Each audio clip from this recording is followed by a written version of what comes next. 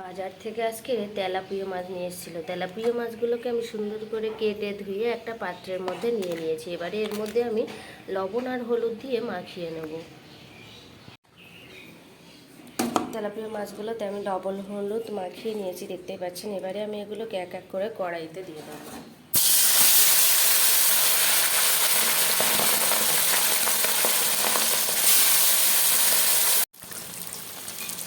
মাছগুলো কি সুন্দর লাল লাল করে ভাজা হয়ে গেছে। এবারে আমি এক এক করে এটা একটা পাত্রে তুলে নেব।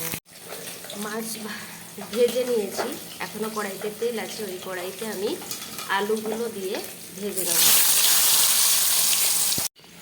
দেখুন, তেলাপিয়া মাছগুলো সব আমি এক এক করে ভেজে একটা পাত্রে তুলে নিয়েছি।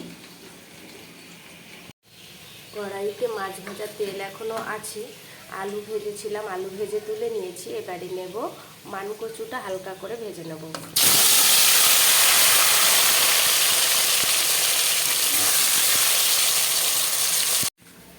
আলুগুলো হালকা করে ভেজে তুলে নিয়েছি, মানকচুগুলো ভাজা হয়ে গেছে। এই পাত্রে আলুর মধ্যেই তুলে নেব। মানকচু আর আলু হালকা করে ভেজে তুলে নিয়েছি। কড়াইতে তেল আছে, মধ্যে দিয়ে দেবো রসুন বাটা আর পেঁয়াজ কুচি। ভেজে নিয়েছি, হালকা ভেজে নিয়েছি পেঁয়াজ রসুনটা। এবারে দিয়ে দেবো আদা বাটা, এরই মধ্যে দিয়ে দেবো কাঁচা লঙ্কা বাটা, দিয়ে দেবো পরিমাণ মতো জিরে গুঁড়ো আর পরিমাণ মতো ধনে গুঁড়ো, আন্দাজ মতো লবণ। এবারে দেবো পরিমাণ মতো হলুদ গুঁড়ো।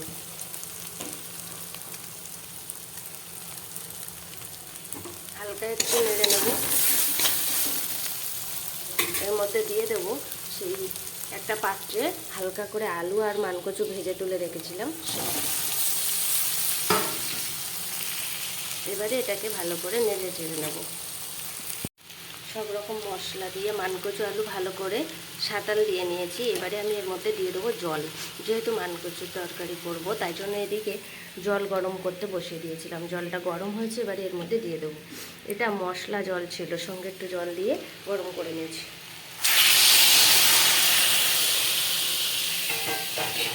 পরিমাণ মতো জল দিয়ে দিলাম। এটা টকবক করে ফুটুক, ততক্ষণের জন্য আমি আসছি। মানকচুর তরকারিটা কি সুন্দর টকবক করে ফুটছে। ঠিক এরকম সময় আমি এর মধ্যে দিয়ে দেবো ভেজে রাখা তেলাপিয়া মাছগুলো এক এক করে। এই ফুটন্ত তরকারির মধ্যে আমি এক এক করে ভেজে রাখা তেলাপিয়া মাছগুলো দিয়ে দেব। দিয়ে হালকা একটুখানি ফুটিয়ে নেব।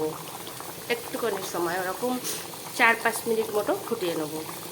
মানকচু দিয়ে তেলাপিয়া মাছের ঝোল আমার রেডি। এবারে আমি অল্প একটু গরম মশলা ছড়িয়ে নামিয়ে নেব। তো আমার এই মানকচু দিয়ে তেলাপিয়া মাছের ঝোলটা কেমন লাগলো অবশ্যই জানাবেন। আর বাড়িতে একবার বানিয়ে খাবেন, দেখবেন অপূর্ব খেতে লাগবে। তো দেখা হবে আবার একটা ভিডিও নিয়ে। আজকের মতো ভিডিও এখানেই শেষ করছি।